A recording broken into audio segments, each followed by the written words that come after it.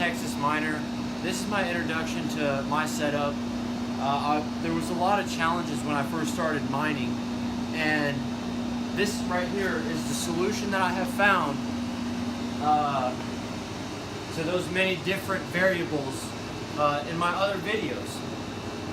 I'm just going to do a basic overview and, you know, let you guys know what the different parts are and components to the rig. Hey, it's another great day in Texas. So check it out. This is a Frigidaire 11,000 BTU unit, okay? And below it is a LG, that's a 23,000 BTU unit. So BTU units are the measure for heat, okay? And my goal, one of those things that I wanted to do was I wanted to maintain temperature control. And one of those things that is required is enough BTUs. Now I could have gone and done the traditional home AC unit, but remember, I wanted to do it for my house, and I didn't really feel like busting out my mother's concrete on the side wall, because resale value and other variable things. Wanted it to be scalable, so if I wanted to do it at another person's house, I could do it. So that's why I chose these things. You know, Home Depot, this is these things run 24/7, 365, month 2. Not a, right now you can see that I got this heater on it because when it drops to 30 degrees down in the Texas plains, that condenser coil freezes because it gets too cold. All right, how much can we get these for? Evaporator. How much can we get these for? 300, 500. Okay. Now here's the really important part. You know, you think, hey, just let me slap this to the side of the box, okay, and we'll call it a day, right? No. What you gotta do is, these are called, hey, if I say it wrong, don't light me up about it, okay? But I think they're called Pentium boxes. Plentium boxes. I'm not sure. Plentium boxes.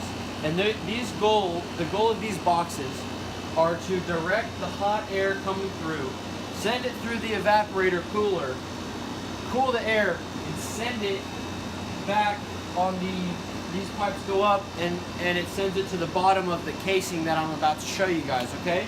And so 1, 2, they're bigger. One's bigger than the other, whatever.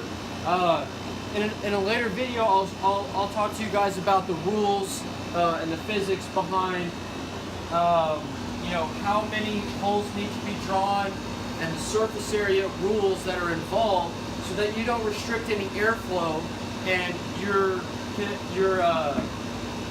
HVAC unit performs at optimum levels. Insulated piping, okay? In the summer, these things will sweat will really sweat. So insulated piping, Home Depot, no problem, all day, every day. Come over here. So what I did over here is some electrical work. We'll get into that later. And then each one is protected with a power surge, and each one of these have a TP link, so that with my phone, if I see that one of my rigs are down, I can just go to the Casa app, pop it open, and select which rig is down by looking at the Ethos stats panel. I'm a big Ethos miner. I think that their system is great. I have no bias towards one or the other. My main goal is consistency and stability. And these guys run a very stable program. I very rarely have any problems with their software. Actually, no, I haven't had one. So, hey, come check this out. This is the coolest part. This is why there's all this piping and stuff. What does that say right there? 63 degrees. All right, I maintain temperature control. You guys want to see what's under the hood? This is where the magic happens. Look, I got 1, 2, 3, 4, and then a second layer to make 8. I have 48 GPUs in this box, okay? This material right here that you see, hey, I'm a in my other life, I'm a commercial roofer, and Onyx Construction, DFW Roofing. I work with a man named Jeff Rogers. We are the best in the business. Jeff Rogers worked for one of the largest roofing companies in America, and me and him are business partners. I've never seen anybody get a roof done better than he does. I'm learning from him. So if you guys need a roof, hit me up. What's your phone number? No. We don't need none of that shit. This material right here, it's 2.5 inch ISO board. Okay? This has an R value of I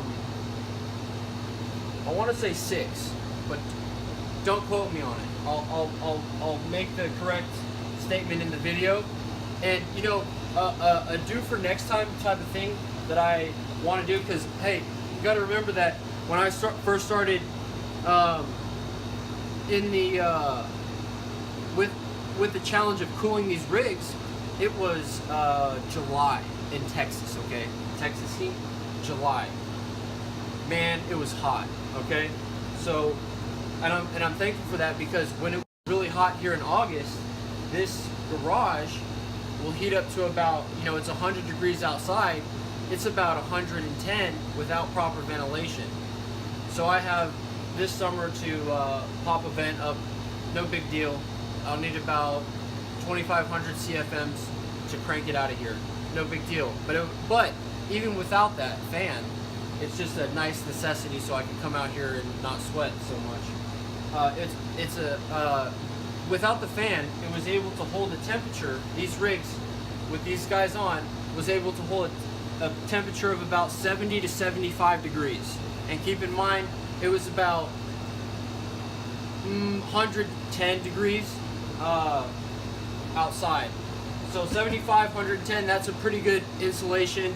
But if we could do better, that's what we want. Because what if it's 110 degrees out and we can get these guys running at 60 degrees? That's what I like, because another one of the things that I was searching in you know, when I was thinking about how I'm going to build this rig setup, is that I want longevity. Okay, it can't be 110 degrees outside, and my ethostat panel temperatures are all red and amber red. We can't. That's not efficient. Okay, they need to be all green. And hey, if you're good, you'll get them to the blues. Your numbers will read blue on the ethostat panel.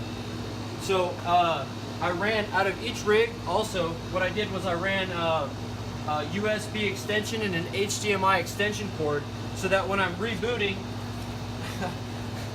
hey, nothing fancy here, but it does the job. Okay, high speed, low drag. High speed, low drag. That's what we're going for. Okay. So I have each one of my rigs labeled A, B, C, D, E, F, G, and H, because sometimes you'll do repairs and you'll replace the rig, so your rig number and your slot in the house can't be the same. They're two different numbers, or else you'll get really confused, especially with 8. So it really helps to, if you come, hey Matt, come take a look. Come take a look. See how these are labeled H and G? Guys, hey, I can't tell you how much time this has saved me doing this. When you're doing it with more than 4, more than 5 rigs, and you're diagnosing problems and you're trying to get everything up and running, this saves so much time. USB extension cord, HDMI extension cord, and then you connect all the cords right here like this. Okay? So much time. I can get this whole thing up and running in less than 10 minutes if I need to do a full restart. Because believe me, when you're trying to get this rocket pumping and the thrusters moving, there's a lot of technical difficulties, okay? It takes a lot of work to get all rockets 100%. But hey, it's fun. It is fun. I'll tell you something, that this is the funnest thing I've ever done in my entire life. Hey, guys, this is my setup. Those are the basics behind it. Texas Miner. If you guys hey, if you guys liked the video, go ahead and give me a like below. If you didn't like it, hey, no problem. Shoot your comment. Let me know what I can do better next time, okay? I'll see you guys on the next video. Bye.